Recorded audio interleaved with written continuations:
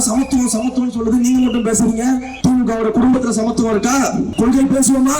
எங்களுடைய கொள்கையை சொல்லி நான் வளர்க்கிறேன். திமுகவில் இருக்கக்கூடிய யாராவது ஒருத்தர் தைரியம் இருந்தா எடுத்து முன்னாடி போட்டு பேச தயாரா?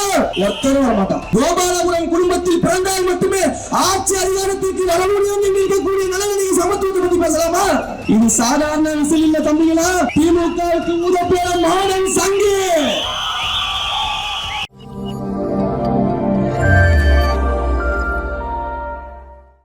அன்னை தமிழருக்கு முதல் வணக்கம். என் ஆறுயிரான தலைவர் தளபதி அவர்களுக்கு உயிர் வணக்கம்.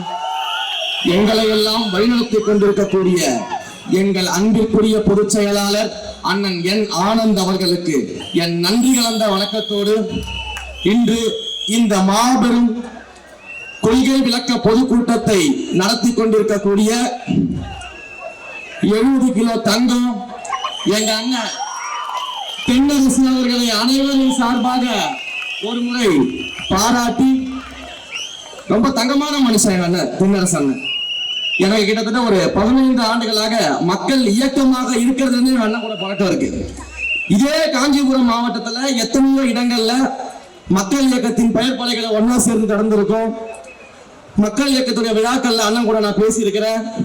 எத்தனையோ நலத்திட்ட உதவிகள் விழாக்கள்ல அண்ணன் நடத்தியிருக்கிறாரு, நான் கலந்து கொண்டிருக்கிறேன்.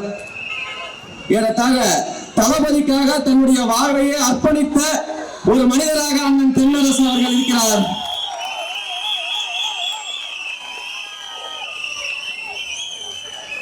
அவரோடு இணைந்து இந்த பொதுக்கூட்டத்தை மிக சிறப்பான முறையில் ஏற்பாடு செய்திருக்கக்கூடிய காஞ்சிபுரம் மாவட்ட தோழர்கள் அனைவருக்கும் என்னுடைய மனமார்ந்த வாழ்த்துக்களை தெரிவித்துக் கொள்கிறேன்.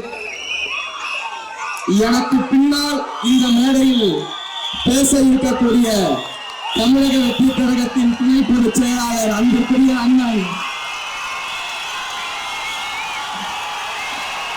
அனைவரும் பாசத்திற்குரிய அண்ணன் இடியா போன்ற ஒற்றை வார்த்தையால் திமுக தலையில் இடியை இறக்கிய அண்ணன் ராஜ்மோகன் அவர்களை அனைவரும் சார்பாக வருக வருக வருக என வரவேற்கிறேன். இந்த விழாவில் பங்கெடுக்கக்கூடிய தாய்மார்களே, தம்பிமார்களே, இளைஞர்களே, மாணவர்களே, தளபதியின் நெஞ்சில் குடியிருக்கும் அன்பான தோழர்களே, அனைவருக்கும் வணக்கம். புரட்சி தலைவர் எம்ஜிஆர் அவர்களுடைய ஒரு பாடல் வரிய இந்த காஞ்சிபுரம் மாவட்டத்தில் சொல்லி துவங்கணும் அப்படின்னு ஆசைப்படுறேன். நாட்டிற்காக உழைத்திடவே அண்ணா பிறந்தார், பொது நலத்தில் தானே நாள் முழுக்க கண்ணா இருந்தார், ஏற்றுக்கொண்ட பதவிக்கெல்லாம் பெருமையை தந்தார், தன் இனிய குடும்பம் ஒன்றுக்குத்தான் வறுமையை தந்தார் என்று போற்றி புகழப்படக்கூடிய பேரறிஞர் பெருந்தகை அண்ணா பிறந்த காஞ்சிபுரம் மாவட்டத்தில் இருந்து தமிழக வெற்றி கழகம் இந்த கொள்கை விளக்க கூட்டத்தை நடத்துவதிலும் நாங்கள் அதில் உரை நிகழ்த்துவதிலும் மிகுந்த பெருமை அடைகிறோம். இன்றைக்கு தேதியில தமிழ்நாட்டிலேயே கொள்கை பிடிப்புள்ள ஒரே கட்சி தமிழக வெற்றி கழகம் மட்டும்தான். சாதாரணமா கிடையாது. எல்லா கட்சியும் கொள்கைகளை பேரளவுல வச்சிருக்கும் பொழுது பேர் வச்சிய சோறு வச்சியான்ற மாதிரி கொள்கை வச்சிருக்கிய அந்த கொள்கையின்படி நடந்தியான்னு கேட்கக்கூடிய அளவில் இருக்கக்கூடிய கட்சி தமிழக வெற்றி கழகம் கிடையாது. கொள்கையை தன்னுடைய உயிர் மூச்சாக கொண்டு செயல்படும் கட்சி தமிழக வெற்றி கழகம். 5 மாபெரும் கொள்கை தலைவர்கள், 5 மாபெரும் கொள்கை தலைவர்கள் சாதாரணமாக கிடையாது. இந்த நாடெங்கும் சமநீதி, சம வாய்ப்பு, சம உரிமை கிடைக்க வேண்டும் என்று போராடிய அண்ணல் அம்பேத்கரை கொள்கை தலைவராக ஏற்ற கட்சி தமிழக வெற்றி கழகம். தன்னுடைய இறுதி காலம் வரை ஒவ்வொரு பெண்ணும் இந்த உலகத்தில் சாதித்து ஆண்களுக்கு நிகராக ஆண்களுக்கு மேலாக எழுந்து நிற்க வேண்டும் என்று போராடிய தந்தை பெரியாரை கொள்கை தலைவராக இருக்கக்கூடிய கட்சி தமிழக வெற்றி கழகம். ஒரே ஒரு குடும்பத்துக்காக சொத்து சேர்க்கக்கூடிய முதலமைச்சரா இல்லாம தமிழ்நாட்டிற்காக தன் குடும்பத்தையே மறந்து உழைத்த ஐயா காமராஜரை கொள்கை தலைவராக வைத்திருக்கக்கூடிய கட்சி தமிழக வெற்றி கழகம். இந்த நாட்டிற்காக வீரத்தோடு துணிந்து போராடிய வீரமங்கை வேலு நாச்சியாரை தன்னுடைய கொள்கை தலைவராக வைத்திருக்கக்கூடிய கட்சி தமிழக வெற்றி கழகம் இந்த நாட்டிற்காக எப்பேற்பட்ட தியாகத்தையும் செய்ய தயாராக இருந்த அஞ்சலை அம்மாவை கொள்கை தலைவராக வைத்திருக்கக்கூடிய கட்சி தமிழக வெற்றி கழகம். இதுல இன்னொரு முக்கியமான விஷயம், தமிழ்நாட்டிலேயே 2 பெண்களை கொள்கை தலைவராக அறிவித்து காத்திருக்கக்கூடிய ஒரே கட்சி தமிழக வெற்றி கழகம். இப்படிப்பட்ட மாபெரும் 5 கொள்கை தலைவர்களை வச்சிருக்கிறோம். அவர்களுடைய வழியை பின்பற்றோம்.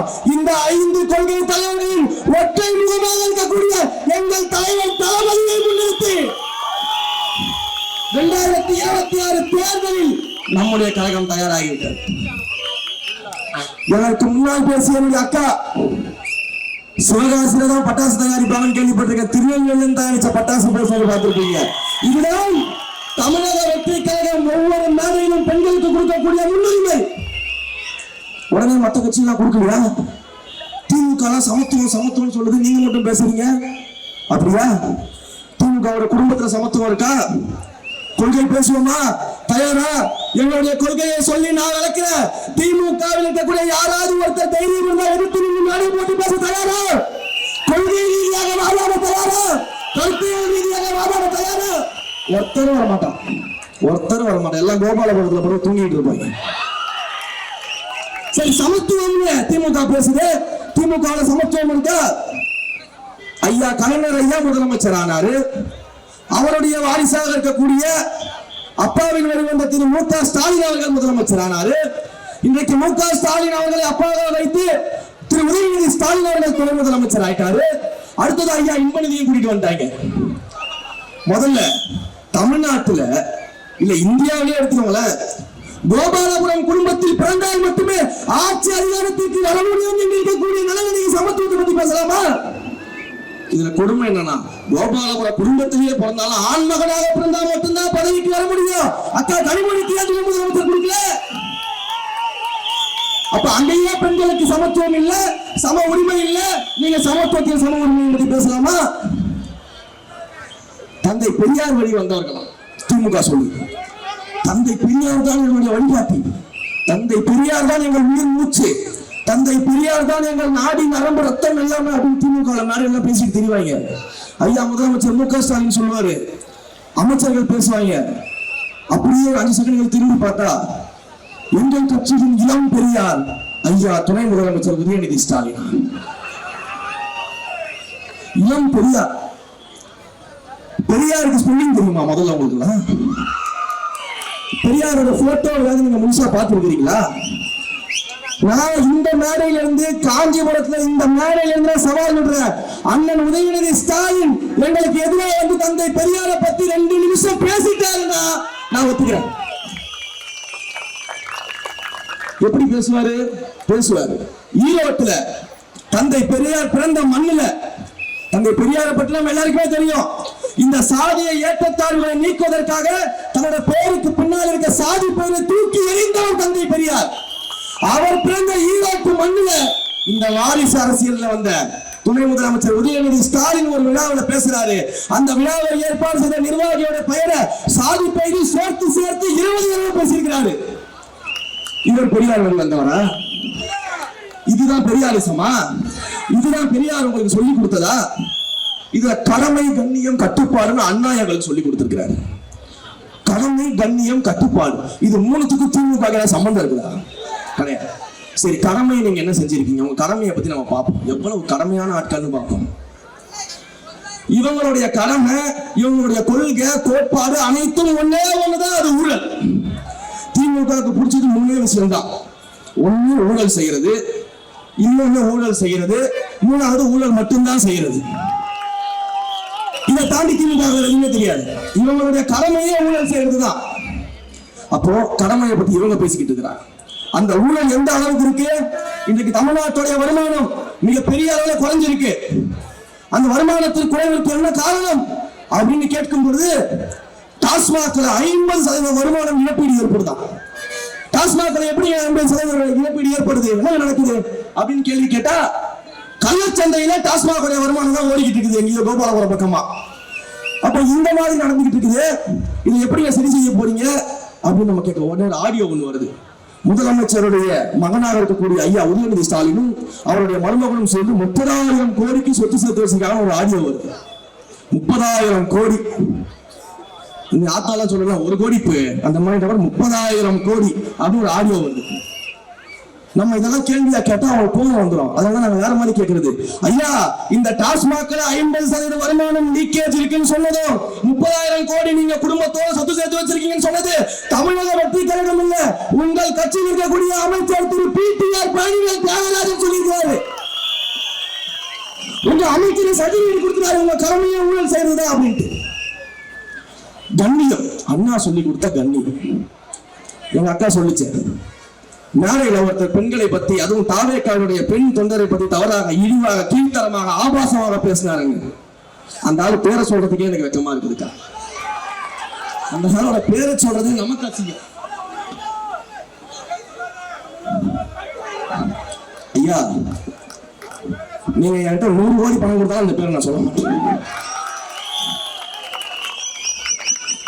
அப்ப ஒரு மேடை பேச்சாளருக்கு திமுக தன்னுடைய சொந்த செலவுல மேடையை போட்டு கொடுத்து அந்த மேடையில ஏற்றி விட்டு பெண்களை பற்றி இவ்வளவு கீழ்த்தரமாக பேசுது. அதை முதலமைச்சர் மு.க. ஸ்டாலின் வேடிக்கை பார்த்து கொண்டிருக்காருன்னா தமிழ்நாட்டு பெண்களை நீங்க எவ்வளவு கீழ்த்தரமாக நினைச்சுக்கிட்டு இருக்கீங்க? தமிழ்நாட்டு பெண்கள் சும்மா நினைச்சீங்களா? சாதாரணமா இடம் போட்டீங்களா? அவங்கள 1977 புரட்சித் தலைவர் எம்ஜிஆர் யார் மேல நம்பிக்கை வச்சு அரசியலுக்கு வந்தாரு? இந்த தாய்மார்கள் மேல நம்பிக்கை வச்சு அரசியலுக்கு வந்தாரு. 2026 தேர்தலில் எங்க அண்ணன் தலைவர் யார் நம்பி இருக்காரு? இந்த தாய்மார்களை நம்பி இருக்காரு. இந்த தாய்மார்களை இழிவா பேசிய உங்கள் கட்சியினுடைய அந்த பேச்சாளருக்காக திரு மு.க. ஸ்டாலின் அவர்கள் மன்னிப்பு கேட்க ஆகணும். அப்படி மன்னிப்பு கேட்கல, தமிழ்நாட்டுடைய ஒவ்வொரு வீட்டில் இருக்கக்கூடிய தாய்மார்கள் அவங்களுடைய விரல் இருக்கக்கூடிய மையினால தமிழ்நாட்டை விட்டு அவங்களை ஓட ஓட்டுவாங்க. ஐயா மு.க. ஸ்டாலின் நிறைய படம் எல்லாம் பார்த்து ரிவ்யூ பண்ணுவாரு. திரு உதயநிதி ஸ்டாலின் அவர்கள் நிறைய படம் எல்லாம் பார்த்து ரிவ்யூ பண்ணுவாரு. ஏன் உங்களுடைய அந்த பேச்சாளர் பேசின பேச்செல்லாம் உங்க குடும்பத்தோட உட்கார்ந்து பார்த்து ரிவ்யூ பண்ணுங்க. உங்க குடும்பத்து குழந்தைகள் இந்த வார்த்தைகள் எல்லாம் கேட்கக்கூடாது. உங்களுடைய குடும்பத்து உறுப்பினர்கள் பெண்கள் இந்த வார்த்தைகள் எல்லாம் கேட்கக்கூடாது. ஆனா தமிழ்நாட்டு பெண்கள் மட்டும் இது போன்ற ஆபாச வார்த்தைகளை, அதுவும் திமுக மேடையில உங்களுடைய திமுக நிர்வாகி பேசும்போது கேள்வி இருக்கணுமா? இனிமே ஓட்டு கேட்டு வரும் பொழுது அவன் அந்த திமுக பேச்சாளர் என்ன பேசினாரோ அந்த வீடியோவை போட்டு காட்டி இப்படி ஆபாசமா பேசுறதுக்கு ஓட்டு கொள்ளாத நடத்தாதீங்க. இது அண்ணா சொல்லி கொடுத்த கண்ணியமா? கட்டுப்பாடான கூட்டம். அடுத்தது கடமை, கண்ணியம், கட்டுப்பாடு. என்ன கட்டுப்பாடு உங்களுக்கு இருக்கு? இன்றைக்கு அவருடைய தென்னரசங்க இவ்வளவு பெரிய கூட்டத்தை கூட்டி நிக்க வச்சிருக்கிறாரு. 1 ரூபாய் செலவு பண்ணல, சாப்பாடு கொடுக்கல, சாராய பாட்டில் கொடுக்கல. இவ்வளவு பெரிய கூட்டத்தை இங்க கூட்டி நிக்க வச்சிருக்காரு. அதுக்கு என்ன காரணம்? இத்தனை பேர் இங்க வந்து நிக்கிறதுக்கு என்ன காரணம்? ஒரே ஒரு மனிதர்,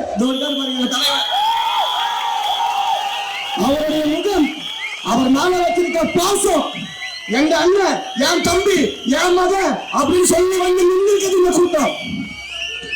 ஆனா உங்களுடைய கூட்டம் திமுக இளைஞரணி ஒரு கூட்டம் நடக்குது. அந்த இளைஞரணி கூட்டத்துக்கு இளைஞர்கள் எல்லாம் கூட்டிட்டு வந்து குப்பை வண்டியில் அள்ளி போடுற மாதிரி அள்ளி போட்டு கூப்பிட்டு வந்து மீட்டிங் முடிச்ச உடனே 200 ரூபாய் கொடுத்து சாப்பாடு கொடுத்து, புதுசா சாப்பாடு பக்கத்துல பியர் பாட்டில் வச்சிருக்கிறாங்க. சாப்பாட்டுக்கு பக்கத்துல பியர் பாட்டில். நீங்க வந்து கட்டுப்பாடான கூட்டமா?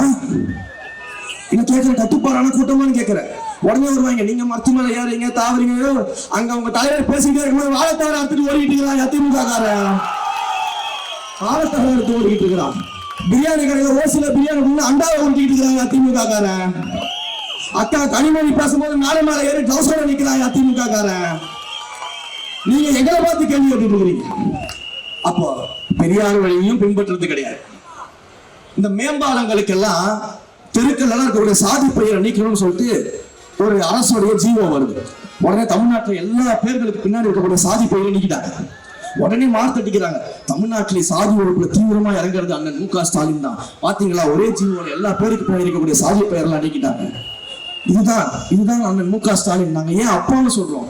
சமூக நீதியை, சாதிய ஒழிப்பை அவர் என்ன பண்றாரு? தமிழ்நாட்டுக்கு கத்துக் கொடுத்துட்டு இருக்கிறாரு. தமிழ்நாட்டுக்கு கத்துக் கொடுத்து கேட்கறது சொந்த பிள்ளைக்கே சாதி ஒழிப்பா என்னன்னு தெரியலையே, சாதி பெயரை சொல்லி கொண்டு இருக்காரு.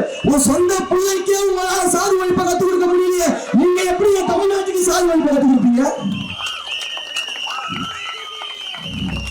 சாதிவாரி கணக்காய்வு இந்தியா முழுக்க, குறிப்பாக அண்ணன் மு க ஸ்டாலின் அவர்கள் ஒரு பெரிய கூட்டணியை வழி நடத்துறாங்க. எந்த கூட்டணியை? இந்தியா கூட்டணியை வழி நடத்துறாங்க. அவர் தான் இந்தியாவுக்கே வழிகாட்டியா இருக்கிறாராம். இந்தியாவுக்கே முதன்மை கட்சியாக திமுக இருக்குதான். அந்த இந்தியா கூட்டணி ஆளக்கூடிய ஸ்டேட்ல எல்லாம் பாத்தீங்கன்னா சாதிவாரி கணக்காய்வு நடத்துறாங்க. அந்த சாதிவாரி கணக்காய்வு நடத்திட்டு அவங்க என்ன பண்றாங்க? அந்த கணக்காய்வின் மூலமாக எங்கெங்கெல்லாம் ஏழை எளிய மக்கள் இருக்கிறாங்க, எந்தெந்த பிரிவினர்களுக்கு இன்னும் கல்வி கிடைக்கல, இன்னும் வேலை வாய்ப்பு கிடைக்கல, இன்னும் அவர்களுக்கு என்ன உதவி வேணும் அப்படின்னு திட்டம் போட்டு இன்றைக்கு மற்ற மாநிலங்கள், குறிப்பாக காங்கிரஸ் ஆளக்கூடிய மாநிலங்கள், இந்தியா கூட்டணியில் இருக்கக்கூடிய காங்கிரஸ் ஆளக்கூடிய மாநிலங்கள் செஞ்சுக்கிட்டு இருக்கிறாங்க. நம்ம ஐயா கிட்ட கூட, ஐயா உங்க கூட்டணி காங்கிரஸ் ஆளக்கூடிய மாநிலங்கள்லாம் சாதிவாரி கணக்காய்வு நடத்திட்டாங்க, நீங்க தான் இந்தியாவுக்கு வழிகாட்டின்னு சொல்லிட்டு இருக்கோம், நீங்க நடத்த மாட்டீங்க, உடனடியா எந்திரிச்சு வாங்க கோபாலபுரத்தில் நடத்துவோம் அப்படின்னு கேட்டா, அதெல்லாம் நான் நடத்த மாட்டேன், ஆக எங்க ஓனர் பாஜக நடத்துவாங்க, ஓனர் பாஜக நடத்தும். அப்ப எதுக்கு நீங்க ஆட்சியில் இருக்கிறீங்க? எதுக்கு இந்தியா கூட்டணியில் நீங்க எல்லாம் வழிகாட்டின்னு சொல்லி பீத்திட்டு இருக்கிறீங்க? ஏன் அப்படின்னா இதோட சூட்சமத்தை புரிஞ்சுக்கணும். அப்படி சாதிவாரி கணக்காய்வு எடுத்துட்டோம், எந்தெந்த பிரிவினர்கள் எவ்வளவு பர்சன்டேஜ் இருக்கிறாங்க, அவங்களுக்கு என்ன மாதிரியான தேவைகள் இருக்கு, எந்த மாதிரியான உள் ஒதுக்கீடுகள் தேவைப்படுது அப்படின்னு மக்களுக்கு தெரிஞ்சு போச்சுன்னா அந்த மக்கள் கேள்வி கேட்பாங்களா இல்லையா? அந்த மக்கள் போராடுவாங்களா இல்லையா? அதை செஞ்சு கொடுத்தா ஐயா சாதியை வச்சு ஓட்டு வாங்க முடியாது இல்லையா? அதனால சாதிவாரி கணக்காய்வு நடத்துறது கிடையாது. கேட்டா ஓனர் பாஜக நடத்துவாங்க. அப்ப இவங்க பொய்யாக ஃபாலோ பண்றவங்களா, சமூக நீதியை ஃபாலோ பண்றவங்களா, சமத்துவத்தை ஃபாலோ பண்றவங்களா, கடமை கண்ணியம் கட்டுப்பாடை ஃபாலோ பண்றவங்களா? எந்த கொள்கையும் கிடையாது, எந்த கொள்கையும் கிடையாது. இவங்க மத்தவங்களை பார்த்து கொள்கை என்ன கொள்கை என்ன கொள்கை என்னன்னு கேட்டுக்கிட்டு தெரிய வேண்டியது. டாஸ்மாக்ல மதுபானம் விற்கிறது ஒரு கொள்கை. கட்சிக்குள்ள, திமுக கட்சிக்குள்ள நேஷனல் லெவல்ல ட்ரக் மாஃபியா செய்யக்கூடிய ஒரு கஞ்சா வியாபாரியை வச்சிருந்தது ஐயா மு க ஸ்டாலின் தெரியாது. இன்றைக்கு தமிழ்நாட்டுல மூல முடுக்கெல்லாம் சின்ன பசங்க மாணவர்கள் கையில கூட கஞ்சா கிடைக்குதுன்னா அதுக்கு ஒரே காரணம் இந்த மு க ஸ்டாலின் அவர்கள் தான். சட்டம் ஒழுங்க கையில வச்சிருக்கக்கூடிய நீங்க இன்றைக்கு உங்க கட்சிக்குள்ள இருக்கக்கூடிய கஞ்சா வியாபாரியை கண்டுபிடிக்க முடியலன்னா எப்படி தமிழ்நாட்டில் கஞ்சா ஒழிப்பீங்க? இந்த கேள்வி நம்ம கேட்கணுமா இல்லையா? எத்தனை பெண்கள் இருக்கிறீங்க இன்னைக்கு? ஒவ்வொரு குடும்பமும் பாதிக்கப்பட்டிருந்தா இல்லையா போதைப் பொருள் பழக்கத்தினால? இப்படி ஒரு சூழ்நிலை. இப்ப சட்ட ஒழுங்கு சரி கிடையாது. சமீபத்துல பீகார்ல இருந்து வந்த ஒரு குடும்பங்க, உழைக்கிறதுக்காக வந்த குடும்பம் சென்னைக்கு சின்ன இளைஞர், ஒரு இளைஞர், அவருடைய மனைவி, ஒரு குழந்தை உழைக்கிறதுக்காக சென்னைக்கு ஒரு கல்லூரியில ஒரு வளாகத்துல வேலை செஞ்சுக்கிட்டு இருக்கிறாரு. அவர் வேலையில இருந்த நேரத்துல அந்த பெண்மணி தனியா இருந்திருக்கிறார். அப்போ அதே நேரத்தை பயன்படுத்திக்கிட்டு 5 கொடூரமான மிருகங்கள் அந்த பெண்ணை பாலியல் தாக்குதல் நடத்தி அந்த பெண்ணை பாலியல் குற்றத்திற்கு ஆளாக்கி அந்த பெண்மணியை காணும். அழகின் சத்தம் கேட்கறது, அந்த சத்தம் கேட்க கேட்க அவருடைய கணவர் ஓடி வர்றாரு, அழகி அடிச்சுட்டு ஓடி வர்றாரு. அவரை போட்டு கடுமையாக தாக்கி அவர் உயிருக்கே பிழைப்பாரா மாட்டார் என்ற நிலையில அவரை தாக்கிட்டு அந்த பெண்ணை கொண்டு போய் எங்கேயோ புதைச்சிட்டு தேட விட்டாங்க. தேடுறாங்க, பெண்ணினுடைய சடலம் கிடைக்குது. அதோட அதிர்ச்சியான தகவல் என்ன தெரியுமா? அந்த பெண் உயிர் எழுந்தது மட்டும் கிடையாது, பொண்ணை கொலை பண்ணது மட்டும் கிடையாது, 2 வயசு குழந்தை, அந்த 2 வயசு குழந்தைய சேர்த்து கொண்டு புதைச்சிருக்கிறாங்க. இன்றைக்கு தமிழ்நாட்டில் சட்ட ஒழுங்கு நிலைமை அப்படிதான் இருக்கு. இதை பெண்கள் சிந்திச்சு பார்க்க வேண்டாமா? அடுத்த 30 வருஷம், அடுத்த தலைமுறை இந்த மண்ணில் எப்படி வாழ்வாங்க? இன்றைக்கு ஒவ்வொரு வீட்டில் இருக்கக்கூடிய பெண்களும் தாய்மார்களும் குழந்தைகளும் காலையில பள்ளிக்கூடத்துக்கு போறாங்க, காலேஜுக்கு போறாங்க, வேலைக்கு போறாங்க, நைட்டு வீடு சேர்ற வரைக்கும் மனித நெருப்பகத்திட்டு இருக்குமா இல்லையா? சிந்திச்சு பாருங்க. அப்ப இப்படிப்பட்ட ஒரு கேவலமான ஒரு ஆட்சி நடந்துகிட்டு இருக்குது பெண்களுக்கு எதிராக. இவங்க கேட்டா பெண்ணியம் பேசுவாங்க. அப்போ கொள்கையும் கிடையாது, கொள்கை வழியில் ஆட்சியும் கிடையாது. இவங்களுக்கு தெரிஞ்சதுதான் கொள்ளை அடிக்கிறது, கோபாலபுரம் குடும்பத்துக்கு சொத்து சேர்க்கிறது, இதை தவிர வேற எதுவுமே தெரியாது. இப்படிப்பட்ட நிலைமையில ஒரு ஆட்சி நடந்துட்டு இருக்குதுன்னா இந்த ஆட்சியை துடைத்தறிய வேண்டிய கடமை நமக்கு இருக்கிறது. இந்த மக்களுக்காக, இந்த மண்ணுக்காக அடுத்த 30 வருஷம் நம்முடைய அடுத்த தலைமுறை நல்லா இருக்கணும்னா, அது நல்லா வாழ வைக்கணும்னா அதற்கு ஒரே ஒரு தலைவர், நம்முடைய தலைவர் தளபதி அவர்களால் மட்டும்தான் முடியும். நாங்க கொள்ளையடிக்க வரல, நாங்க கோபாலபுரம் குடும்பத்துல இருந்து வரல, எங்களுக்கு பெரிய பண வசதியோ பெரிய பேக்ரவுண்ட்லாம் கிடையாது. நாங்க ஏழை எளிய வீட்டு பிள்ளைகள். நானும் அண்ணன் ராஜ்மோகனும் 2 வீலர்ல போய் எத்தனையோ யூடியூப்ல இன்டர்வியூ கொடுத்துருக்கிறோம், எத்தனையோ மீடியாவோட டிபேட்ல அட்டென்ட் பண்ணிருக்கிறோம், தலைவரோட கருத்துக்களை கொண்டு போய் சேர்த்திருக்கிறோம். நாங்க ஒன்னும் பெரிய குடும்பத்துல இருந்தா வரலங்க, சாதாரண குடும்பத்துல இருந்து வந்தோம். ஆனா இந்த சாதாரண குடும்பத்துல இருந்து வந்ததுனாலதான், இந்த சாதாரண குடும்பத்து மக்களுடைய கஷ்டம் தெரிஞ்சதுனாலதான் நீ போய் அந்த கஷ்டத்தை பேசி எங்க தலைவர் உட்கார வச்சிருக்காரு. அப்ப அந்த சாதாரண குடும்பத்தின் வழிமுறையாக ஒரு முதலமைச்சர் மு க ஸ்டாலின் 2026 பிறகு இருக்குமா? அந்த ஆட்சி தேவையா? தேவையே கிடையாது. இந்த தொகுதி எம்எல்ஏ எடுத்துக்க ஐயா சுந்தர் அவர். இந்த வடிவேல் அண்ணன் காமெடி ஒண்ணு வரும், ஆலமரத்து அடியில படுத்துக்கிட்டு இருப்பாரு. அவட்ட ஒரு நாள் மட்டும் நீங்க சும்மா இருக்கணும் அப்படின்னு அவரு இப்படி போவாரு அப்படி போவாரு, கூட இருக்கவர் ஒண்ணும் பண்ண முடியாது. ஐயோ என்னால முடியாதுப்பா என்னால முடியாதுப்பா ஓடிடுவாப்புல. அப்ப வடிவேல் அண்ணன் கேட்பாரு, சும்மா இருக்கிறது எவ்வளவு கஷ்டம் தெரியுதா அப்படின்னு கேட்பாப்புல. அண்ணனாவது ஒரு நாள் பந்தயம் வச்சாப்புல. 4.5 வருஷமாவே சும்மா இருக்கக்கூடிய ஒரு எம்எல்ஏ என்ன தோணிதான் பாக்குறேன். 4.5 வருஷங்க சும்மா இருக்கு. அண்ணன் ராஜ்மோகன் அண்ணன் இப்பதான் வந்திருக்காரு, அவரும் கவனிச்சிருப்பாரு. அண்ணா இங்க வந்து ஒரு 1.5 மணி நேரம் உட்கார்ந்து இருக்கேன். ஒரு 10 அரசு பேருந்து மக்களை கூட்டிட்டு போதுங்க, ஒரு 100 லாரி கல்குவாரி மண்பாலை மண்ணை தூக்கிட்டு போதுங்க. மக்களை வாழ வைக்கக்கூடிய, மக்கள் பயன்படுத்தக்கூடிய பேருந்து பஸ் தான் போது. இந்த இயற்கை வளத்தை அழிச்சு கண்ம வள கொள்ளையை நடத்தி அதிகாரத்தை பயன்படுத்தி இந்த இயற்கையெல்லாம் வாரி சொல்லிட்டு போற லாரி 100 போய்கிட்டு இருக்கு. அண்ணன் எம்எல்ஏ எங்க இருக்காரு? தூங்கிட்டு சும்மாவே இருப்பார். 4 வருஷம் சும்மா இருந்தாருல, சும்மாவே இருப்பார். அதான் சாலவாக்கம் தம்பி சொன்னாரு பாருங்க, அவர் இங்கதான் அப்படியே இங்க இந்த சாலவாக்கம் அப்படியே சுத்தி வருவா போல. அவர் போற ரோடு எங்க அண்ணன் ராஜ்மோகன் சொல்ல மாதிரி செவ்வாய் கிரக சாலைகள் மாதிரி தான் இருக்கும். பிரெக்னன்சியான லேடிகள் கூட குழந்தை பிறந்துடும் ஆட்டோவிலேயே. அந்த மாதிரியான ரோடு தான், தினமும் அதே ரோட்ல தான் போயிட்டு வந்துட்டு இருக்கிறாரு. ஆனா அந்த ரோட சரி செஞ்ச பாடு காணும். என்னென்ன பண்ணிட்டு இருக்கீங்க? சும்மாவே இருக்கேன் தம்பி, 4.5 வருஷமா சும்மா இருக்கேன் தம்பி. இளைஞர்கள்லாம் வேலை வாய்ப்பு இல்லாம இருக்கிறாங்க, இவ்வளவு இளைஞர்கள் இங்க கூடி நிக்கிறாங்களே, எத்தனை பேருக்கு நிரந்தர வேலை இருக்கு, எத்தனை பேருக்கு நிரந்தர வருமானம் இருக்கு, எத்தனை பேருக்கு அரசு வேலை இருக்கு, இதெல்லாம் ஏற்படுத்தான ஒரு எம்எல்ஏவோட வேலை. அதெல்லாம் பார்க்காம என்னங்க பண்ணிட்டு இருக்கீங்க அப்படின்னு கேட்டா சும்மாவே இருக்கு தம்பி. 4 வருஷமா சும்மா இருக்கு தம்பி. உங்களால முடியுமா தம்பி 4 வருஷம் சும்மா இருக்க? நான் இருக்கேன் தம்பி அப்படிங்கிறேன். பேட்ச் ஒர்க் வேற பண்ற பாரு, பேட்ச் ஒர்க் பண்றாராம். உத்தரமேரூர் மாவட்டம் பூராவே பேட்ச் ஒர்க் தான் போல.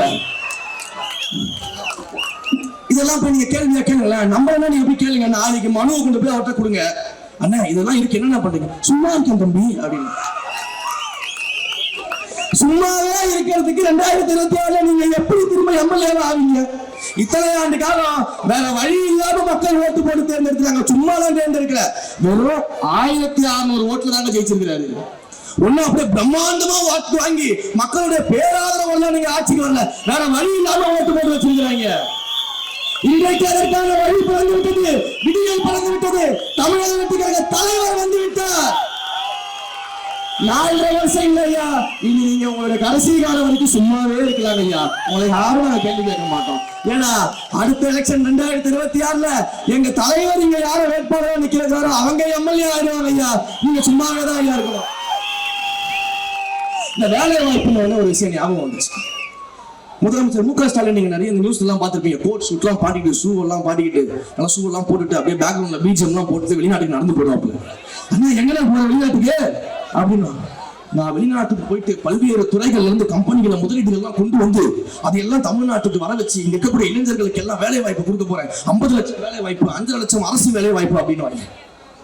ஆனா அப்படியான்னு சொல்லிட்டு எல்லாம் ஆச்சரியமா பார்த்துருக்கோம். திரும்பி வந்து 4 வருஷம் ஆச்சு. வருஷம் போறாரு, வருஷம் வராரு. ஏதோ திருப்பதி கோயிலுக்கு போய் சாமி கும்பிட்டு வர மாதிரி போயிட்டு வராப்புல.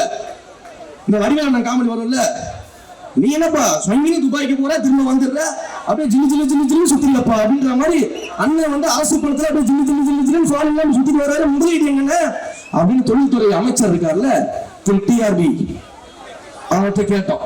ராஜா அவன்கிட்ட கேட்டோம். பிரஸ் பீப்புள்ஸ்லாம் கேட்குறாங்க, ஐயா இவ்வளவு முதலமைச்சர் கோட் சூட்லாம் மாட்டிட்டு அழகா போயிட்டு கிட்டு வராரு, போட்டோ எல்லாம் போட்டீங்களே, எங்க முதலீடு, எங்க இளைஞர்களுக்கு வேலை வாய்ப்பு எங்க சொல்லுங்கய்யா, வெள்ளை அறிக்கையை வெளியிடுங்கய்யா அப்படின்னாரு.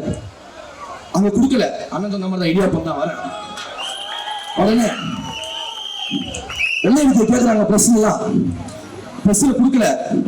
அங்க உங்களுக்கு காமிச்சாரு, அதே ஆதாரத்தை நான் வாங்கிட்டு வந்திருக்கேன் உங்களுக்காக. அண்ணே வெள்ளை அறிக்கையை வாங்கிட்டு வந்திருக்கேன்.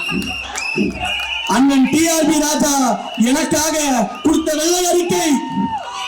அவர் எவ்வளவு முதலீடுகளை கொண்டு வந்திருக்கிறார், எவ்வளவு வேலை வாய்ப்புகளை கொண்டு வந்திருக்கிறார் அப்படின்னு அவர் கொடுத்த வெள்ளை அறிக்கை உங்களுக்காக எக்ஸ்க்ளூசிவாக நான் வெளியிட போறேன். எல்லாரும் பார்த்து தெரிஞ்சுக்கங்க. போனா வராது, பொழுது போனா கிடைக்காது, பார்த்து தெரிஞ்சுக்கங்க. ஐயா இதாங்க அந்த வெள்ளை அறிக்கை. டிஆர்பி ராஜா அவர்கள் கொடுத்த ஆச்சரியமான அபூர்வமான தமிழக மக்களை வாழ வைக்கக்கூடிய வெள்ளை அறிக்கை. பாத்தீங்களா, இதான் அந்த வெள்ளை அறிக்கை. தம்பிங்க வாங்க வாங்க. இது அண்ணன் கொடுத்த வெள்ளை அறிக்கை, எனக்காக கொடுத்தது எக்ஸ்க்ளூசிவ். அதுல ஒண்ணு கிழிச்சு போட்டு போயிருக்கு. அப்ப தமிழ்நாடு இளைஞர்கள் மேல இவர்களுடைய நலன் என்னவா இருக்கு, அக்கறை என்னவா இருக்கு அப்படின்றதுக்கு இது ஒரு உதாரணம். இப்ப என் தம்பிங்களே இருக்காங்கல்ல, அவங்க அப்பா கிட்ட போயிட்டு, அப்பா நான் வாழ்க்கையில முன்னேறணும், எனக்கு ஏதாவது ஒண்ணு செஞ்சு கொடுங்க, நான் வந்து பெரிய ஆள் ஆகணும், தம்பி போலாம் துணி கடை வச்சு பொழைச்சிக்கலாம் அப்பா சொல்லுவாரு. அங்க இருக்க அக்கா இருக்கு பாரு, நான் ஏதாவது ஒரு தொழில் செஞ்சு பொழைக்கணுங்க, நான் குடும்பத்தை முன்னேறணும், நம்ம குடும்பத்தை நான் தூக்கி நிப்பாட்டணும் அக்கா கேட்பாங்க. அவங்க அப்பா என்ன சொல்றாரு, அம்மா ஒரு பூக்கடையை வச்சு தரேன், இல்ல பழக்கடையை வச்சு தரேன், நீ போய் பொழைச்சிக்க. இந்த தம்பி கேட்பாங்க. இந்த தம்பி கேட்டா ஒரு ஜவுளி கடையை அவங்க அப்பா வச்சு கொடுப்பாரு. ஆனா தமிழ்நாட்டுக்கே அப்பான்னு சொல்றவர்கிட்ட போயிட்டு வேலை வாய்ப்பை கொடுங்க, முன்னேறத்துக்கு வழியை கொடுங்க அப்படின்னா, நான் வந்துட்டேன் உங்களுக்கு, நான் ஒரு தொழில் தொடங்கி தரேன், தெரு தெருவா டாஸ்மாக் திறந்து வச்சுக்கோங்க. தெரு தெருவா டாஸ்மாக் கடையை திறந்து வச்சுட்டு இவர் இளைஞர்களை வாழ வைக்க போற அப்பாவா? எங்க தலைவர் இன்னைக்கு பேசும்போது சொன்னார்ல, நீங்க டபுள் இன்ஜினியருங்க, டப்பா இன்ஜினியருங்கன்னு சொன்னார்ல, நீங்க அப்பா இன்ஜினியர் இருங்க. தமிழ்நாட்டுடைய டாப் இன்ஜின் தமிழக வெற்றி கழகம் மட்டும்தான்.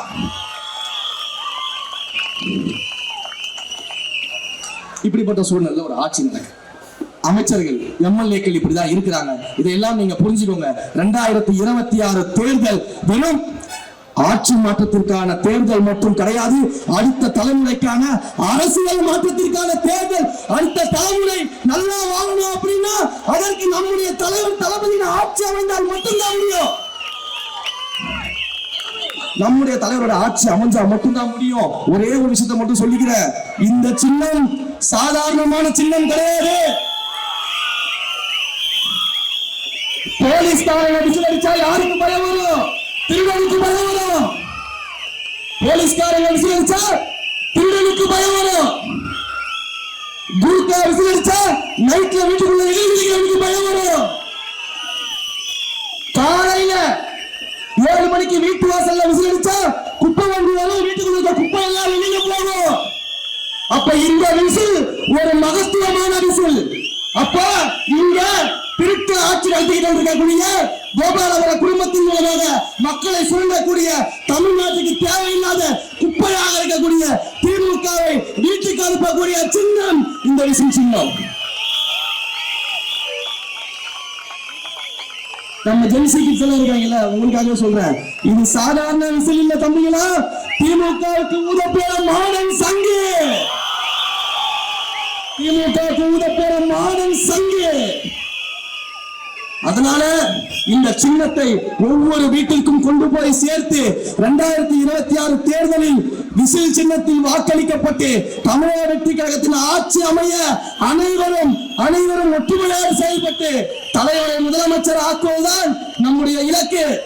அதை நாம் நிறைவேற்றியே ஆக வேண்டும். அதை நீங்க ஒரு காலமும் மறந்துடாதீங்க. இந்த 3 மாதம் மிக கடுமையாக நீங்கள் எல்லாம் உழைக்க வேண்டும்.